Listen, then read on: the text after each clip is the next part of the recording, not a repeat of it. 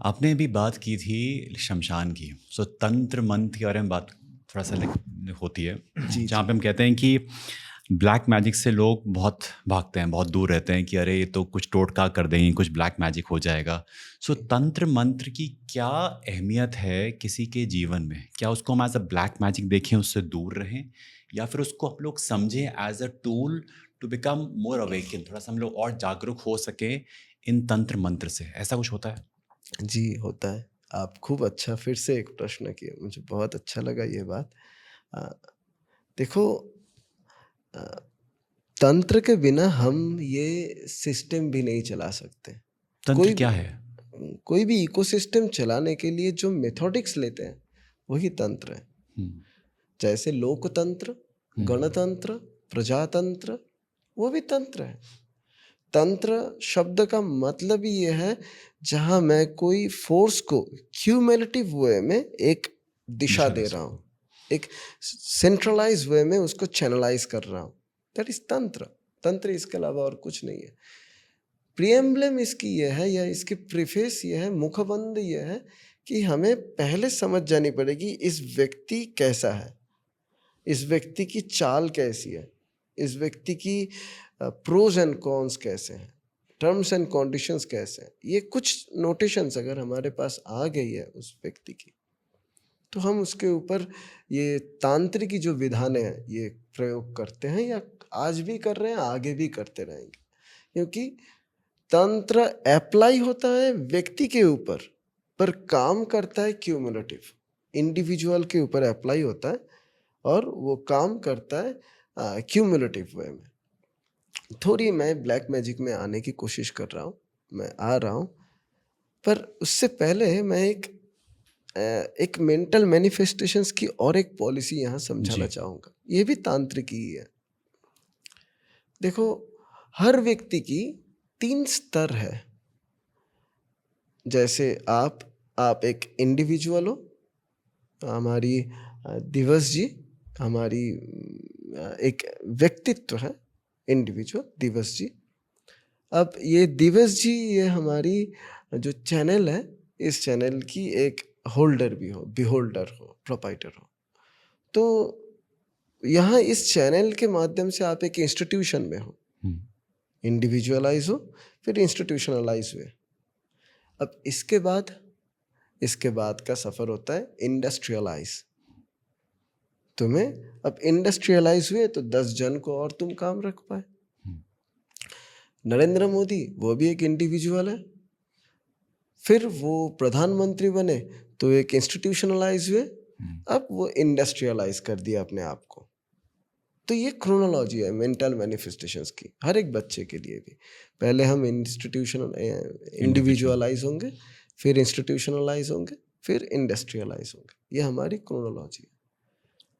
अब हमारी जो तंत्र है वो काम करता है हमारी एकदम ये कोर में, इंडिविजुअल में।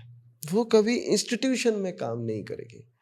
कोई एक ग्रुप ऑफ आईएएस ऑफिसर्स के ऊपर आप अगर तंत्र करना चाहोगे तो कभी नहीं होता, ना वो कभी संभव है।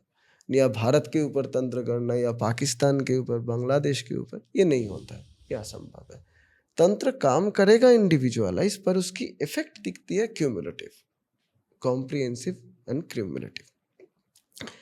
अब ये जो ब्लैक मैजिक है, अपने निजी शमशानी जीवन में मैं खूब देखा हूँ, होता है, मैं मानता हूँ, होता है। और ये ब्लैक मैजिक के लिए ना कोई तांत्रिकी काम नहीं करनी है। हमारे घर में भी ऐसे बहुत से जने हैं जो लोग हमारे ही खिलाफ बहुत बातें सोचते हैं, हुँ, और वो उनकी सोच की जो टेलीपैथी है, हुँ, वही हमारे ऊपर इफेक्ट करने के लिए बहुत कामयाब है। हुँ, ऐसा नहीं कि कोई एक हवन करके 2 नींबू काट दिए और तुम्हारी हो गई खराब दिन शुरू। नहीं, ऐसा नहीं होता है। तुम्हारे विषय में खराब सोचने वाले व्यक्ति जब वो शक्तिशाली होते जाएंगे, तुम्हारी खराब होना तय है। तुम्हारे विषय में अच्छा सोचने वाले व्यक्ति जब वो लोग शक्तिशाली होंगे, तो तुम्हारी अच्छा होना तय है। हुँ, मेरे ऊपर भी ऐसा बहुत जने होंगे जो मेरे ऊपर भी सोचेंगे कि मैं वो लोग मेरे ऊपर तंत्र कर दे, हुँ, या मैं उनके ऊपर तंत्र कर रहा हूँ कि ब्लैक मैजिक कर रहा है बाबा, हुँ, ये कर रहा है बाबा। पर ऐसा कुछ नहीं होता। हुँ। ना मैं कभी ऐसा सोचा हूँ, ना कभी ऐसा वास्तविक होता है। हम्म, तुम अगर मेरे विषय में खराब सोच रहे हो तो तुम्हारी सोच ही सही में काफ़ी है मेरे खराब करने में। हम्म, मैं अगर तुम्हारे बारे में खराब सोच रहा हूँ तो हम्म, वो सोच ही काफ़ी है अ, तुम्हारी खराब होने में। हम्म, तो इससे बचे कैसे? हम्म, इससे सबसे आसान तरीका यह है कि अपने आप को कोई एक डस्टबिन के पास रखो। साधु एक कूड़ादान होता है। तुम अगर कोई एक डस्टबिन के पास हो जहाँ तुम तुम्हारे नेगेटिविटी को डाल के जा पा रहे हो। नेगेटिविटी भी एक एडिक्शंस है। आज के समाज में मैं देखा हूँ अच्छे अच्छे घर के लोग, लड़के हो या लड़की, वो लोग टॉक्सिक रिलेशंस चाह रहे हैं, जानबूझ के उसके प्रति एडिक्ट होते जा रहे हैं कि जबकि देख रहे हैं कि एक अच्छी घर की लड़की हुई ये लड़के के साथ उच्छन्न जाएगा, बेकार रिश्ता पकड़ रहा है, पर वो उसमें खुश हो रहा है। वो टॉक्सिसिटी चाह रहे हैं कि ये रैंप, ये टॉक्सिक रैंप हमें अच्छा लग रहा है। वो एडिक्टेड होते जाते हैं।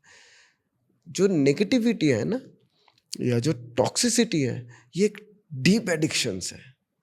तुम्हारे अंदर अगर कभी ये टॉक्सिसिटी पैदा होना शुरू करे तो तुम्हारी वो क्रेविंग बढ़ेगी और तुम उसकी तरफ अपने आप बढ़ते जाओगे और तुम चाहोगे कि वो और ज़्यादा मैनिपुलेटिव हो और ज़्यादा रोबस्ट होती जाए। हम्म, तुम वही करोगे। तो इससे बचने के लिए क्या करनी चाहिए? एक तरीका यह है कि तुम एक डस्टबिन पकड़ लो। एक हम्म, अगर प्रॉपर तुम्हारे पास डस्टबिन है या साधु है या कोई मेंटर है जो तुम्हारी रिसाइकल, रिड्यूस और रीयूज ये पॉलिसी को तुम्हें समझा दे और तुम्हारी रिसर्च को पूरा कर दे, तो हो गई।